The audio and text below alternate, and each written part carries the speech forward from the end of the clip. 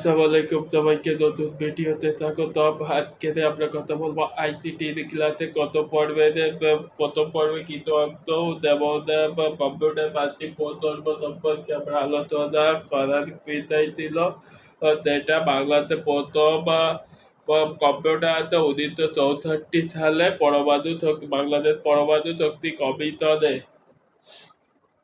IBM 16 bit main ফ্রেমের একটি computer. আর বাংলাতে প্রথম ইন্টারনেট আছে 1996 সালে।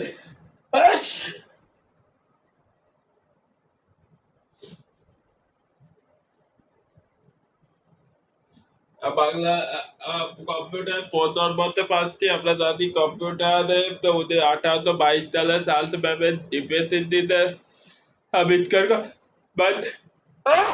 মাধ্যমে আধুনিক কম্পিউটারের যাত্রা শুরু হয় এবং 1971 সালে ভিআইএসআই টিম 1975 সালে ব্যবহৃত করার মাধ্যমে কম্পিউটার আরো কম্পিউটারের প্রসেসর আরো সুন্দর হয় এবং ছোট হয়ে আছে বহনযোগ্য। এবারে আমরা দিয়ে আসছি প্রথম প্রজন্মে কম্পিউটারে ব্যবহৃত হতো বায়ুযুদ্ধ বাল্ব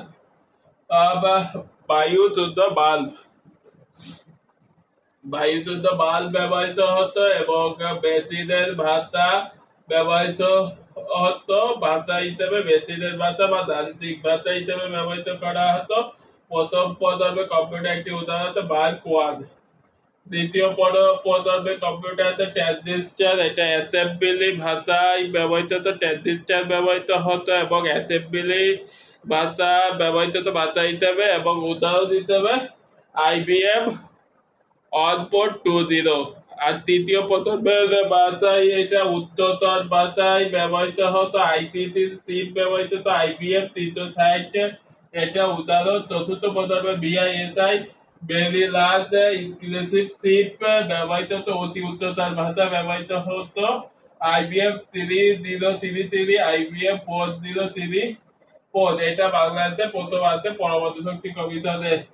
এবং পঞ্চম প্রজন্মের কম্পিউটার আমাদের আধুনিক কম্পিউটার কৃত্রিম বুদ্ধিমত্তা ব্যবহৃত হচ্ছে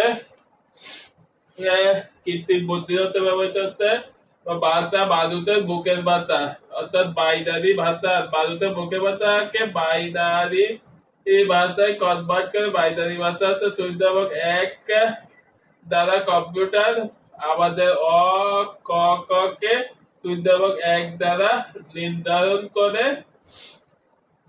কম্পিউটার তার কাজ চলে থাকে এবং অতি আধুনিক ভিআইএসআই চিপ ব্যবহৃত করা হয়ে থাকে। এটার উদাহরণ কোর i3, কোর i5 এবং কোর i7।